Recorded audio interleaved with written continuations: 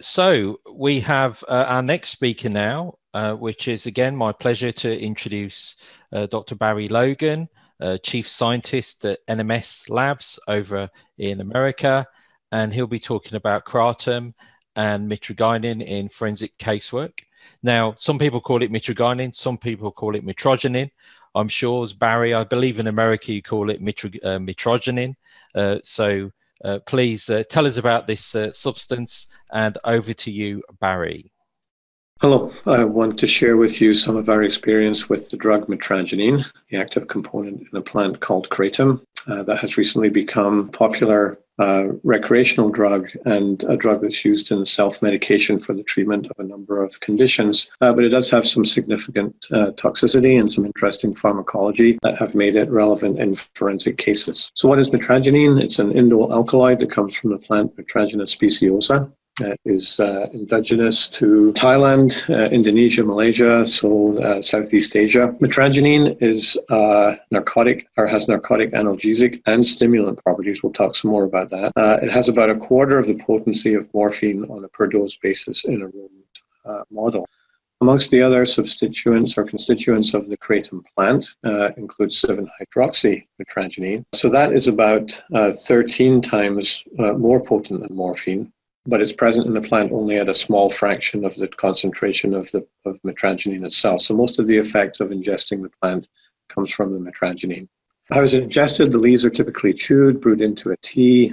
They can be smoked, ground into powder, often now sold as capsules. The drug has both CNS stimulant and mu-opioid receptor agonist effects. It has its stimulant effects through blocking of 5-HT2A and stimulation of postsynaptic alpha adrenergic system. And at low doses, it exhibits those psychostimulant effects, but at higher doses has these analgesic effects.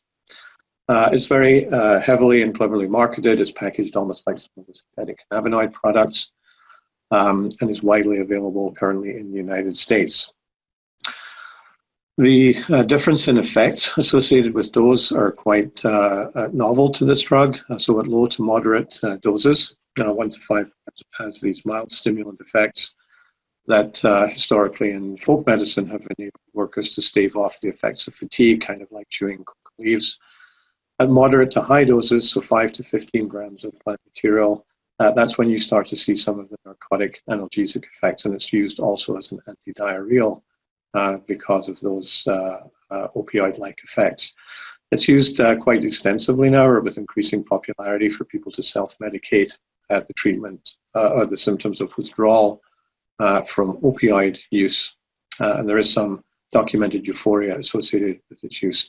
At very high levels, greater than 15 grams, it does produce significant sedating effects. Total alkaloid concentration in the dried leaves is anywhere from about 0.5 to 1.5% by weight. So for example, 10 grams of dried plant material would be equivalent to about 100 milligrams of plant alkaloids, which is probably equivalent to somewhere around 50 to 80 milligrams of mitragynine, but that's going to vary depending on the product and the plant and its preparation.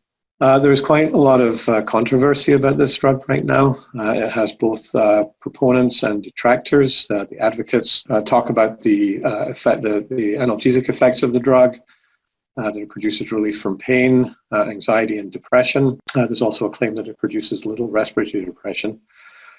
It's been widely touted to reduce opioid dependence. It also claims to boost the immune system. People describe life-enhancing consumption being a positive aspect of its use, and proponents do claim that there is little to no potential for abuse because of the significantly lesser potency of mitragynine versus morphine. Opponents, including people in the countries where the drug was originally used, point to it having high potential for abuse and no current medical use. Both of these criteria would be sufficient to have it scheduled in Schedule 1 in the United States. And it is a scheduled substance in many of these countries because of concerns about its health effects. There are published case reports in the literature that talk about psychosis, seizure, withdrawal, and death. and talk about the addiction potential. The respiratory depressant effects of the substance are, however, not well studied. Its legal status varies around the world. As I said, in Southeast Asia, it is illegal, as it is in New Zealand and Australia. In the United States in 2016, the DEA attempted to schedule it, but then withdrew it after some public outcry following the scheduling, and they went into a phase of reversing themselves on the scheduling and receiving or soliciting public comment and collecting more information about the potential adverse effects of the drug. So currently it's controlled on a state-by-state basis, and the state legislation is evolving. Currently, the drug is illegal in Wisconsin, Indiana, Arkansas, Alabama, Vermont, and Rhode Island. However, other states, Georgia, Utah, Nevada, Arizona, have passed a piece of legislation called the Kratom Consumers Protection Act, which is heavily advocated for by the kratom industry to protect consumer access to kratom. The numbers shown on this are data from NMS Labs. These are the number of Metrogene positive cases in postmortem and DUID work between January 2019 and April of 2020. And we'll talk more about our data in a little bit, but it certainly does reflect the fact that it is frequently detected now in both death investigation and human performance cases. We did develop a method for this. It's published in Journal of Analytical Toxicology last year. It's an LC-MS-MS method, and it targets specifically Metrogene. We did not include the 7-hydroxymetragynine because in preliminary work we did not find detectable levels of that drug in our casework. The substance itself has 3 chiral centers, so a number of different stereoisomers are possible. The best known are Metrogene, which is the major form of this and the most psychoactive. The others, Stereoisomers, Mitragynine, and Stereoisomers, are present at much lower concentrations in the plant material, and so the focus for detection for consumption and concern about the active constituent focuses on Metrogene. As I mentioned, Metrogene has about 1/4 of the potency of morphine in a rodent model, and the Stereoisomers is significantly less potent than that. So when we're developing a method, we start with a standard, of course. In developing the method, we have nice chromatography, we have nice clean baselines, excellent signal to noise. This is down at 5 nanograms per mil. This is the way that method development is supposed to go. But then when we get to actually working with patient samples, we find that in addition to the Metrogene itself, there are a number of other peaks accounted for by some of these stereoisomers that may in fact be present in greater abundance than the Metrogene, although without the potency. So in developing the method, it's very important to make sure that you're working with actual specimens and that you're able to resolve the Metrogene from some of these other isomers. Another challenge with respect to its analysis is its stability. We did initially a 30-day stability study and found good stability at refrigerated and frozen temperatures. However, when we extended that out and looked at the 90-day stability, we found some refrigerated and frozen conditions. So we strongly recommend getting the sample tested within a short period of time, certainly within 30 days if it is refrigerated, but probably within no more than 14 days if it is stored at room temperature. So at NMS Labs, we do have the test in a number of different iterations. We do offer a directed analysis for Metrogene. This information is on our website. Requires 0.7 mils, and we like to get that in a gray top tube transported under refrigerated conditions. Because of our experience with encountering it in casework, we have added it to our expanded panel with novel psychoactive substances. That panel is very comprehensive, 290 therapeutic legacy abuse drugs and a large number of novel psychoactive substances. It's also included in our regular expanded panel now, as we've added that to the scope because of its prevalence. In terms of its what we see in casework, so these are 51 DOID cases reported between 2015 and 2020. Relatively small number of cases. Mean concentration 106 nanograms per mil, and we'll talk about some reference concentrations in a little bit, but relatively low concentrations and no discernible trend in terms of increased involvement in DOID arrests. So no evidence, at least from our data, of significant effects on human performance. In the postmortem casework, we have had cases detected since 2014 when we first started testing. And over that 6-year period, through April, we've had over 2,500 positive postmortem cases. Concentrations in these cases are a lot higher at 380 nanograms per mil. And there is clearly a discernible increase in that, in the trend for these cases. And we're seeing upwards of 100 cases each month now in our postmortem toxicology casework. Most of the cases that we see it in are polypharmacy cases, often alongside other opioids, mostly illicit opioids, including fentanyl and heroin, often with some neuropathic pain drugs like the gabapentinoids and tramadol, and often with benzodiazepines, particularly designer benzodiazepines.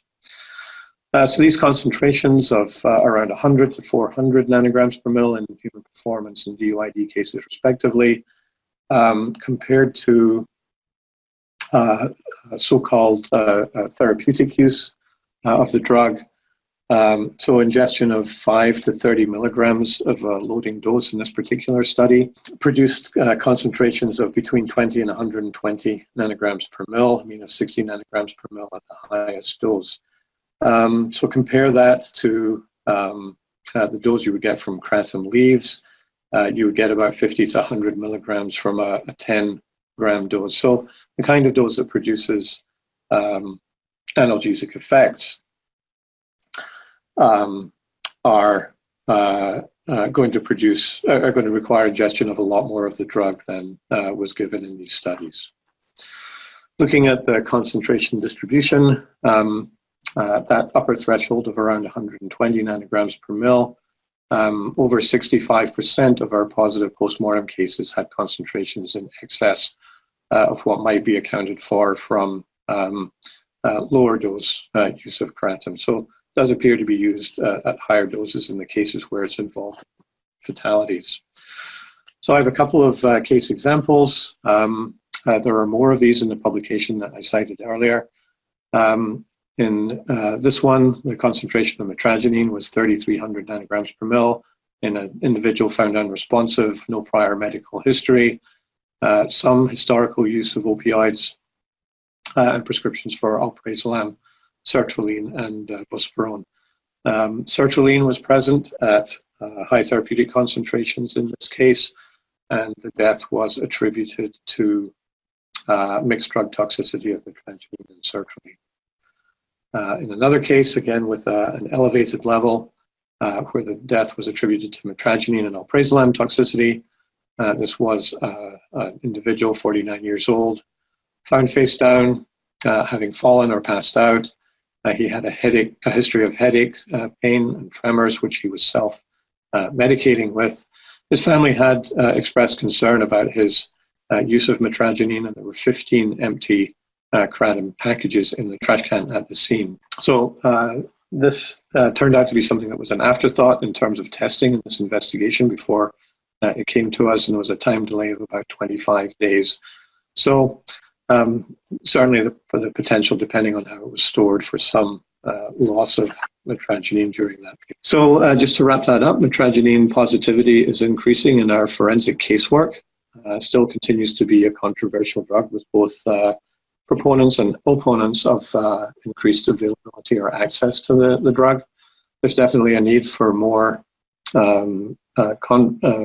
toxicologically confirmed data to further elucidate what its toxicity actually is. From an analytical point of view, make sure you're separating Mitragynine from its isomers, because we're really interested in the active component of the plant. Pay attention to the known stability limitations of the drug, and it's not going to be uncommon for you to find it in polypharmacy cases. So collecting and publishing other cases, I think, will be helpful to the community, so I encourage everybody to contribute their cases, and the more information, evidence-based information we have, that's going to allow us to better assess what the true risk associated with the drug is. So just to finish, thank you to Donna Papson, Christopher Graff at NMS Labs, and Justin Bauer at the North Carolina Office of the Chief Medical Examiner for their work and collaboration for that publication. And I look forward to answering some questions when we get to that portion of the program. Okay, thank you, Dr. Logan. And obviously, with the increasing interest in Kratom, there have been some questions coming through. So, Nick, quickly over to yourself to moderate, maybe one for time's sake. Yes, thank you. Congratulations, Dr. Logan. Excellent presentation. A lot of interest for a lot of parts of the world. And so there are going to be many questions that will have to be answered during our panel discussions. Please come back for those or stay tuned for those. But for now, do you know why countries in Asia, Southeast Asia, have scheduled Kratom and the US has not federally done so? And does NMS Lab or any other lab that you are aware of have seen any synthetic Mitragynine derivatives being circulated on the market? Thank you, Nick. The drug has a long history in Southeast Asia of use as a folk remedy or folk medicine, and public health officials in those countries have seen adverse effects over time. So addiction to the drug, drug-seeking behavior, habituative use, which does impact people's performance. And then concerns about interactions of the drug with other opioids. It does have mu opioid agonist activity, so it's taken together with other opioids. On the one hand, you can argue that maybe you could use that to lower the opioid dose of prescription drugs. On the other hand, if people are supplementing what they're prescribed with something that has similar effects on that receptor, it increases the risk of adverse effects. And there certainly are, both in our report and in other reports, examples that appear to be acute overdose deaths related specifically to the ingestion of large amounts of the Kratom product. So I think those are the considerations that have led countries, including New Zealand, Australia, Southeast Asian countries, to schedule it or outlaw it. In the United States, the FDA is still collecting information and reviewing information to try to more clearly articulate what circumstances the drug may be dangerous in, and to provide better guidance for its control and its sale or availability.